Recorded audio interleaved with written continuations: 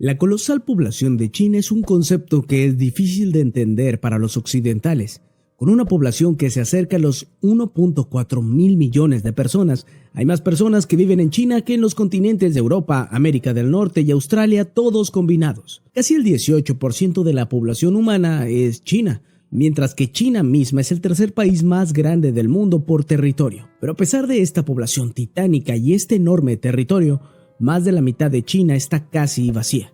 Si trazas una línea diagonal a través del país desde el helado pueblo de Haiha en el noreste a través del tropical Tengcheng en el sureste, encontrarás que un abrumador 94% de los 1.4 mil millones de personas de China vive al este de esta línea, en solo el 43% del territorio chino. Mientras que solo un mero 6% de la población china vive al oeste de esta línea, en el 57% de la Tierra. Por lo tanto, la mitad oriental de China alberga a más de 1.3 mil millones de personas, con una densidad de población que es bastante similar a la de Massachusetts, mientras que la mitad occidental solo alberga 84 millones de personas, con una densidad poblacional que es similar a la de Kansas. La diferencia entre estas dos mitades de China es aún más evidente desde el espacio, donde puedes ver las brillantes luces centellantes de la civilización a lo largo del este, opuestas a la casi completa oscuridad y vacío a lo largo del oeste. Entonces, casi como América en el siglo XIX, la China del siglo XXI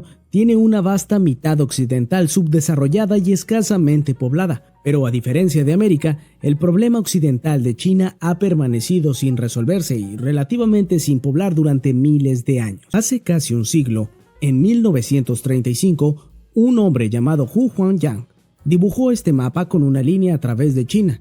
Publicado en el Journal of Geography, quien descubrió que el 96% de la población china vivía al este de su línea, mientras que solo el 4% vivía al oeste de ella. En ese momento, la población china era solo un tercio de lo que es hoy, con alrededor de 500 millones de personas, y su territorio era significativamente más grande, con la inclusión de Mongolia. En los casi siglos desde que se dibujó este mapa, China ha perdido Mongolia. Su población se ha disparado casi 3 veces desde allí hasta 1.4 mil millones y ha visto el increíble caos y las convulsiones de la invasión japonesa, el comunismo y el milagro económico que vio el Producto Interno Bruto per cápita de la nación aumentar 17 veces en apenas 4 décadas, que permitieron a China elevarse para convertirse en la segunda economía global más grande del mundo. Y sin embargo, a pesar de todos esos cambios, el desequilibrio de la población china entre el este y el oeste ha permanecido bastante constante durante todo este tiempo y ha sido una constante durante miles de años, incluso antes, desde entonces, y nadie ha podido resolverlo nunca. Entonces, ¿por qué ha existido este problema demográfico a lo largo del tiempo? Bueno, hay muchas razones, pero hoy echaremos un vistazo a la geografía de China primero. La respuesta fácil es simplemente decir que la tierra al este de la línea de Hu está simplemente mejor adaptada para la civilización y para sostener poblaciones más grandes, porque lo está. Tienes vastas llanuras abiertas en el norte que son planas, cálidas y reciben toneladas de lluvia. Son fáciles de cultivar y desarrollar con 2 de los ríos más grandes de la tierra que fluyen a través de ellos. Y tienes colinas suaves y cálidas en el sur que reciben aún más lluvia que en el norte. Directamente adyacentes a estas llanuras se encuentra una cadena casi ininterrumpida de montañas que se extienden completamente de norte a sur, excepto por un pequeño corredor aquí, a lo largo del río Yangtze, que conduce a la cuenca Sichuan, un enorme campo llano oculto que está completamente rodeado por montañas en todos lados y separado por ellas del resto de las llanuras planas de China. No es sorprendente que al mirar un mapa de lado a lado del terreno chino y la densidad de población china, las llanuras del norte, sur y la cuenca de Sichuan en el centro son donde reside casi la totalidad de población de China, porque las llanuras planas y las cuencas son donde es naturalmente más fácil construir granjas, desarrollar ciudades y aumentar las poblaciones que eventualmente evolucionan en civilizaciones, reinos e imperios. La sencilla realidad es que las llanuras y tierras planas al este de la línea son algunas de las tierras agrícolas más grandes y ricas que se encuentran en cualquier parte del planeta, mientras que la tierra al oeste de la línea es literalmente un ambiente más inhóspito y hostil que se encuentra en cualquier parte del planeta, fuera de la Antártida o Groenlandia. En algunos lugares, esta área es incluso más hostil a la vida humana que el desierto del Sahara. La tierra aquí está totalmente cubierta con altas montañas y vastos desiertos secos, que no son exactamente las tierras más fructíferas para desarrollar la civilización en primer lugar, pero sus ambientes son aún peores de lo que parece. Las masivas Himalayas en el sur son la cadena montañosa más alta del mundo y arrojan una sombra literal que se extiende bien a través del desierto de Gobi y el desierto de Taklamakan, lo que bloquea a todas estas regiones de recibir las cantidades sustanciales de lluvia que recibe el oeste de China. El aire con nubes llenas de lluvia que traen monzones húmedos desde el Océano Índico que arrojan cantidades enormes de agua en toda India, Bangladesh y Myanmar, pero las altas montañas del Himalaya bloquean estas nubes de subir por encima y más allá de ellas, como un duro muro de clima. Por lo tanto, la lluvia rara vez pasa y hace que las áreas más allá sean algunas de las más secas que se encuentran en cualquier parte del planeta, lo que es imposible la agricultura tradicional en la meseta y los desiertos, y si no fuera por la falta de lluvia que hace imposible la civilización, serían las temperaturas. La larga sombra proyectada por el Himalaya es la que creó los desiertos del Taklamakan y el Gobi, pero su ubicación tan cerca de Siberia lleva a variaciones de temperaturas salvajes.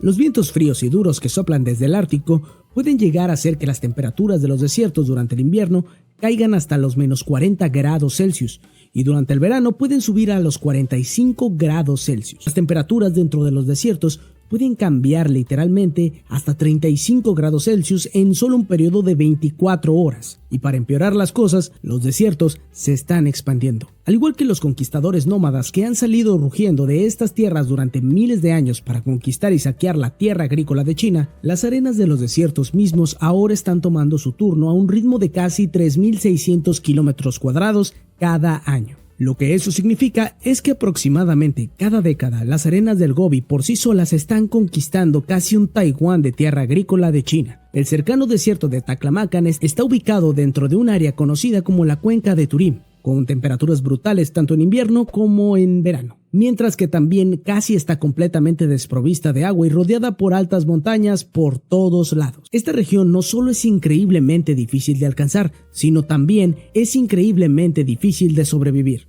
una vez que incluso llegas allí.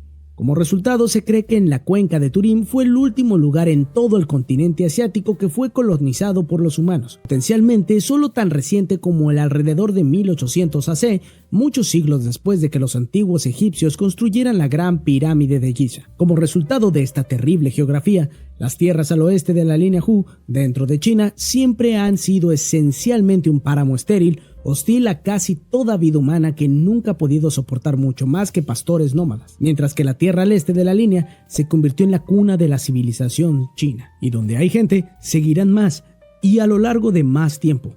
Entonces, esa es la razón por la cual a través de los eones, la desconcertante disparidad de la población china ha persistido. Pero todo eso plantea otra pregunta. Si más de la mitad de la tierra china es tan inútil, ¿por qué China controla todo en primer lugar? La respuesta es en gran medida porque la Tierra realmente no es tan inútil como uno puede pensar al solo mirar un mapa. Para empezar, el Tíbet podría tener la población de menos de 4 millones de personas, pero no son las personas lo que es importante aquí para China, sino el agua y la ubicación. Debido a la alta elevación que se eleva por encima del resto del mundo, el Tíbet alberga decenas de miles de glaciares, que colectivamente contienen el tercer sitio de almacenamiento de agua dulce más grande del mundo, después de la Antártida y Groenlandia. Esto ha llevado a muchos a etiquetar al Tíbet como el tercer polo de la Tierra, pero no son solo glaciares. El Tíbet también se conoce como la Torre de Agua de Asia, porque muchos de los ríos más grandes del mundo comienzan a lo largo de la meseta, incluyendo los ríos Amarillo y Yangtze, Indo, Mekong, Brahmaputra y Gagar. Estos ríos fluyen desde la meseta tibetana casi deshabitada hasta apoyar a cientos de miles de personas río abajo en Pakistán, India, Nepal, Bangladesh, Birmania, Tailandia, Camboya, Laos, Vietnam y, por supuesto, China. El control del Tíbet significa el control de las fuentes de todos estos ríos. Esto significa el control del agua potable para cientos de millones de personas que alimentan las civilizaciones desde India hasta China.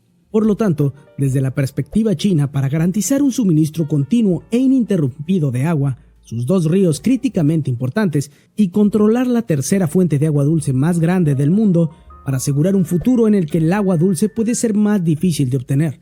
El control del Tíbet es una política imperativa para garantizar la seguridad futura del Estado, independientemente de las ópticas que una invasión y ocupación del territorio haya tenido durante décadas. Esto explica bastante bien el Tíbet. Pero, ¿qué pasa con los vastos desiertos del noreste? Las civilizaciones chinas han buscado dominar estas inhóspitas tierras durante miles de años, por dos razones enormemente importantes: la presencia de nómadas que solían asaltar el próspero núcleo de China en el este y el lucrativo comercio que fluye hacia el oeste. En primer lugar, la geografía china alrededor de sus ricas llanuras orientales constituyen su núcleo. Garantiza en gran medida una fácil seguridad contra los invasores en casi todas las direcciones. Al este y al sur está el océano, mientras que al oeste y noroeste se encuentran las inhóspitas montañas y desiertos que se extienden durante miles de kilómetros. Solo existen dos puntos históricamente débiles en esta armadura natural: aquí y aquí. Aquí, el llano central del núcleo de la civilización china se extiende ininterrumpidamente desde más allá del rico valle del río Amarillo hasta las estepas de la Manchuria y Asia Central, sin ninguna barrera natural para frenarlos.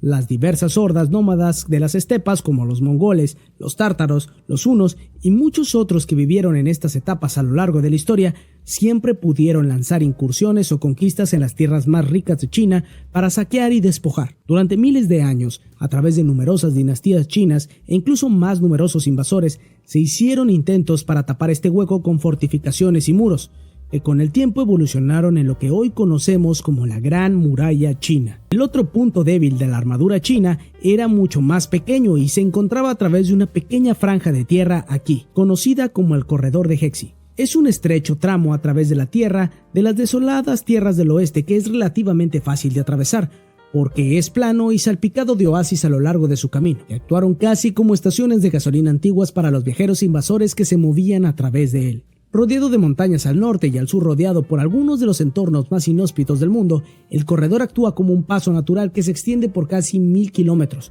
directamente desde la rica llanura central de China hasta la cuenca de Tarim, en Asia Central del Oeste. Durante milenios, los nómadas esteparios de Asia Central podrían usar el corredor de Hexi como un embudo y una autopista para transportar rápidamente, ya sea a ellos mismos y a sus ejércitos de caballos, directamente al llano abierto de la civilización china, lo que les presentó a los estados chinos un difícil dilema. ¿Sería más barato sobornar a los nómadas para detener sus incursiones o liderar campañas militares hacia el oeste para detenerlos? Durante la dinastía Tang en el siglo VII, decidieron que las campañas militares eran más baratas y, a través de numerosas invasiones y conquistas, expandieron el dominio chino Tang a través del corredor y profundamente en la cuenca de Tarim, con el objetivo de someter y neutralizar a los nómadas y de asegurar la vital ruta comercial de la seda.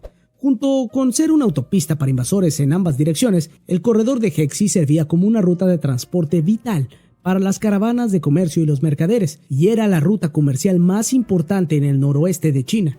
A través de esta ruta, los comerciantes estaban vinculados directamente entre el rico corazón industrial y agrícola de China y las civilizaciones islámicas de Asia Central y Occidental, que desde allí se vinculaban directamente a las civilizaciones de Europa. El comercio a través del corredor hizo a China rica, mientras que las incursiones de bandidos desde las desoladas tierras circundantes interrumpían esta riqueza. Por lo tanto, para garantizar que el comercio continuara fluyendo de manera confiable y para detener las incursiones de los nómadas, China expandió gradualmente su dominio a través de él y hacia el oeste. Tampoco duele que hoy en día el área alrededor de la cuenca de Turín esté bastante rica en petróleo. A lo largo de los años 80 y 90, la Corporación Nacional de Petróleo China descubrió 26 estructuras petrolíferas y de gas en la cuenca, que se estima que contienen aproximadamente 16,000 millones de toneladas de reservas de petróleo y gas. Hoy en día, la cuenca suministra más de una quinta parte del suministro total de petróleo en China y es, con mucho, la base de energía más importante que posee este país. Así que esas son las muchas razones por las cuales durante los últimos miles de años la civilización china ha llegado a expandirse desde su cuna en el este hasta las inhóspitas tierras del oeste. Pero hay otro factor: la línea Hu divide a China por etnia. En general, China es muy homogénea étnicamente, con más del 92% de la población siendo Han chinos. Sin embargo, prácticamente la totalidad de la población Han china vive al este de la línea Hu, mientras que la gran mayoría del 8% restante que constituyen las diversas minorías étnicas de China viven al oeste de esta línea, en su mayoría en las tierras desérticas, incluyendo a los tibetanos en el suroeste, y a los uigures alrededor de la cuenca de Tarim en el noroeste. El Producto Interno Bruto per cápita es en promedio un 15% menor al oeste de la línea entre las minorías étnicas de China que al oeste más industrializado entre los Han étnicos. Estas son en gran medida las razones por las cuales toda China simplemente consta de una única zona horaria gigantesca, la más amplia y grande del mundo, que dicta que la hora desde Manchuria hasta la frontera de Afganistán es una y la misma. Porque para Pekín, los 1.3 mil millones de chinos Han étnicos que viven en gran medida en la misma zona horaria natural, en el este industrializado, son más importantes que los 84 millones de chinos, en su mayoría no Han, que viven en el oeste escasamente poblado. Todo esto, sin embargo, plantea un serio problema interno para el Estado chino, dado que están cultural y económicamente separados del este e incluso separados por el tiempo, literalmente. Los tibetanos y los uigures han sostenido una amplia oposición a la autoridad centralizada de China en el este, y China a menudo responde a esta oposición con una represión dura y pesada. Durante miles de años, China ha promovido su propia versión de expansión hacia el oeste, de destino manifiesto a través de los altiplanos centrales y los desiertos de Asia. Y ahora, en la era moderna, millones de Han están moviéndose desde el este y estableciéndose en el oeste, a través de la línea Hu, en nombre del desarrollo económico. China tiene como objetivo finalmente desarrollar su mitad occidental con la ayuda de la tecnología moderna, pero existen extensos temores entre los tibetanos y los uigures y otros de que sus antiguas formas de vida e incluso sus propias culturas están siendo arrasadas en nombre de este desarrollo. ¿Cuánto de la cultura y diversidad del oeste de China será sacrificado en la milenaria búsqueda de finalmente desarrollar el oeste? Nadie lo sabe y casi nadie tiene muchas esperanzas.